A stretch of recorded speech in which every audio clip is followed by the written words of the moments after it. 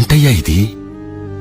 ఒక మనిషిని ఆరాధిస్తే ఇంతలా ఆరాధిస్తారా? మీరే అన్నారు కదా సార్, మేమంతా సెంటిమెంటల్ ఫూల్స్ అని. మా తెలుగు ప్రజలు ఎవరి మీద అంత త్వరగా అభిమానం పెంచుకోరు. కానీ ఒక్కసారి పెంచుకుంటే చనిపోయే వరకు వదిలిపెట్టరు. నాకొక్కసారి అతన్ని చూడాలనుంది.